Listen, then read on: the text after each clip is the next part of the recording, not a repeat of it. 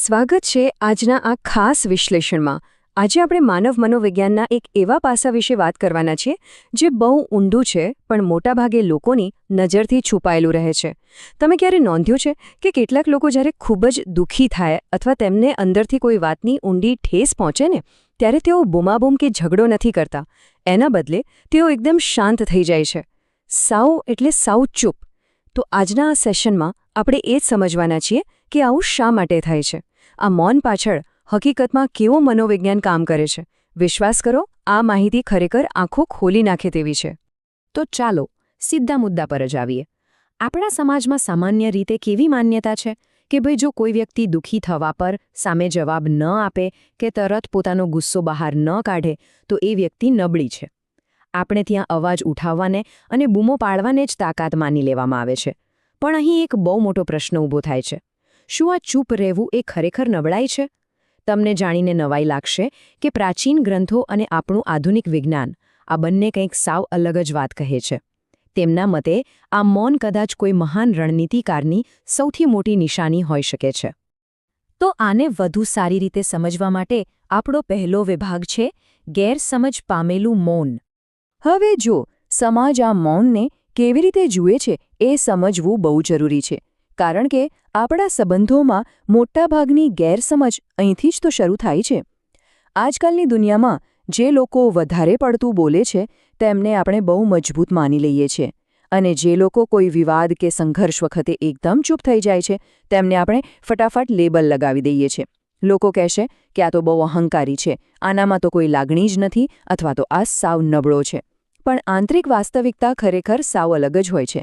અંદરથી એ વ્યક્તિ કોઈ ઘમંડમાં નથી હોતી, વાસ્તવમાં એ એક બચાવ તંત્ર છે, એટલે કે સર્વાઇવલ મિકેનિઝમ છે। તેમના મગજમાં એ સમયે લાગણીઓનું એટલું મોટું ઘમસાણ ચાલતું હોય છે કે મગજ ઓવરલોડ થઈ જાય છે। આ એક અત્યંત તીવ્ર ભાવનાત્મક સ્થિતિ છે, નહીં કે કોઈ પ્રકારનો અહંકાર।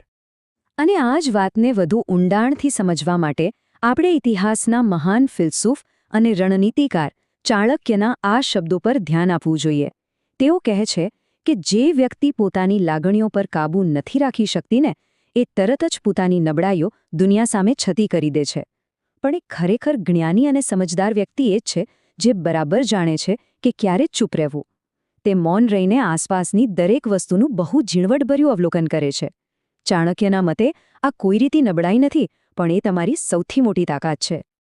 હવે આગળ વધીએ આપણા બીજા વિભાગ તરફ, ફ્રીઝ રિસ્પોન્સ એટલે કે સ્થિર થવાની પ્રતિક્રિયાનું મનોવિજ્ઞાન।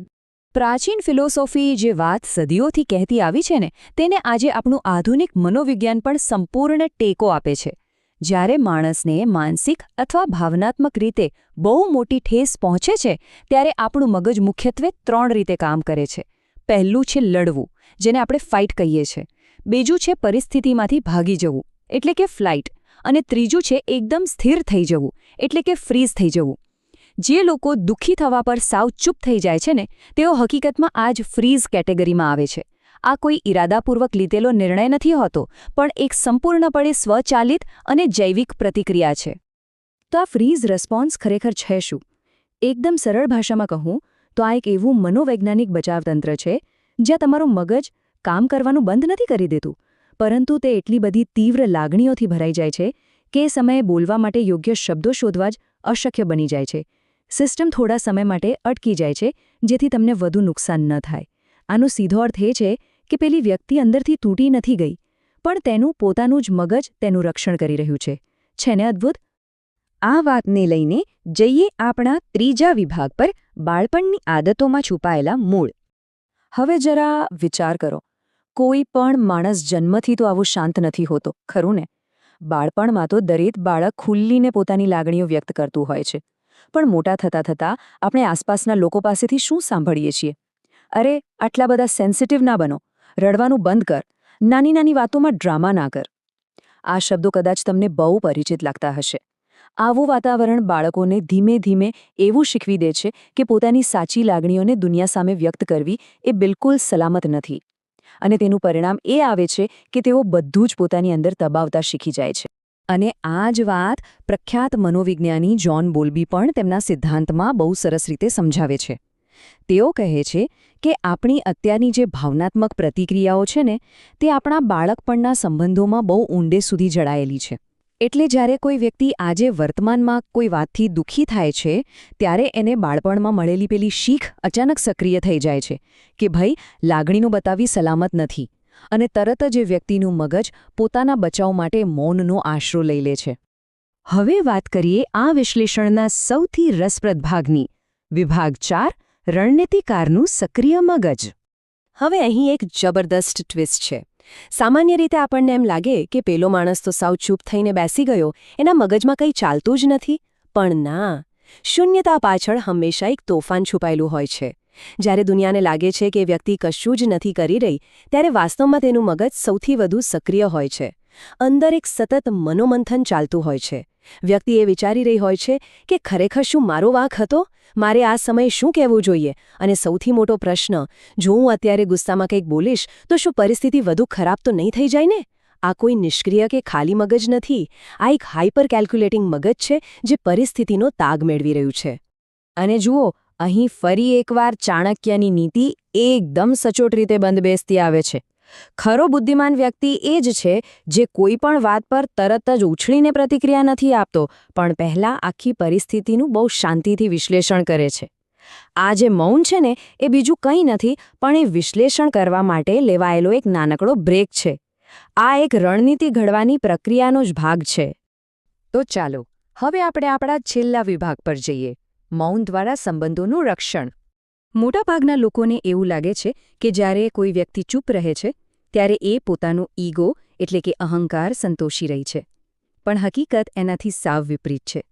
થાય છે એવું કે જ્યારે કોઈ વ્યક્તિ શાંત થઈ જાય છે ત્યારે સામેવાળી વ્યક્તિ અકળાઈ જાય છે. એ સતત દબાણ કરે છે કે અરે બોલ ને, શું થયું છે, કેમ ચૂપ છે? આ એક જાતનું બાહ્ય દબાણ છે. પણ પેલા શાંત થયેલા વ્યક્તિને એ સમય માત્ર થોડા સમય અને સ્પેસની જરૂર હોય છે. તેમને પોતાના વિચારોને ગોઠવવા માટે આ થોડી શાંતિ જોઈએ છે. તમે જેટલું વધારે દબાણ કરશો તે વ્યક્તિ એટલી જ વધારે પોતાની અંદર સંકોચાઈ જશે. હવે ધારો કે તમે એમને એ જરૂરી સ્પેસ અને સમય આપી દીધો તો એના પરિણામો કેવા સુંદર આવે છે ખબર છે? સમય મળ્યા પછી એ વ્યક્તિ જે કંઈ પણ બોલશે એ ખૂબ જ વિચારપૂર્વકનું અને સચોટ હશે. તેમાં માત્ર ને માત્ર સત્ય હશે. તેમાં ગુસ્સામાં કોઈને પણ નુકસાન પહોંચાડવાનો કે અપમાન કરવાનો કોઈ ઈરાદો નહીં હોય. તેઓ કદાચ ઓછું બોલશે, પણ જે પણ બોલશે તે એકદમ યોગ્ય હશે. અને આ દર્શાવે છે કે તેઓ ગુસ્સામાં ખરાબ શબ્દો બોલીને તમારા સંબંધને તોડવા માંગતા નથી. આ એક બહુ જ ઊંચા લેવલની ભાવનાત્મક પરિપક્વતા છે. આ આખી વાતનો સાર ચાણક્યના આ એક જ વાક્યમાં છુપાયેલો છે. ચાણક્ય બહુ સ્પષ્ટ કહે છે કે જે વ્યક્તિ યોગ્ય સમય આવે એ પહેલાં જ બોલી નાખે છે તે પાછળથી હંમેશા પસ્તાય છે. જે લોકો હર્ટ થવા પર મૌન ધારણ કરે છે તેઓ કદાચ અજાણતા જ આ મહાન સિદ્ધાંતનું પાલન કરી રહ્યા છે. તેઓ સાચા સમયની રાહ જુએ છે અને ક્યારેય એવું કંઈ બોલતા નથી જેનાથી પાછળથી સંબંધોમાં કાયમી તિરાડ પડે અને પછતાવાનો વારો આવે. તો આટલા ઊંડા વિશ્લેષણ પછી એક વાત તો એકદમ સ્પષ્ટ છે કે દુઃખી થવા પર જે લોકો મૌન રહે છે તેઓ નબળા બિલકુલ નથી હોતા. ઉલટાનું તેઓ તો બહુ ઊંડા વિચારકો અને મજબૂત માનસિકતા ધરાવતા લોકો છે. પણ જતાં જતાં હું તમારા માટે એક બહુ મોટો પ્રશ્ન મૂકી જાઉં છું. શું હંમેશા ચૂપ રહેવું જ સાચું છે? શું મૌનની પણ કોઈ હદ ન હોવી જોઈએ? જ્યારે કોઈ વાત સહનશક્તિની હદ પાર કરી જાય ત્યારે શું અવાજ ઉઠાવવો અને બોલવું એકદમ જરૂરી નથી બની જતું? આ એક એવો પ્રશ્ન છે જેના પર આપણે સૌએ શાંતિથી બેસીને મનોમંથન કરવા જેવું છે. આવજો.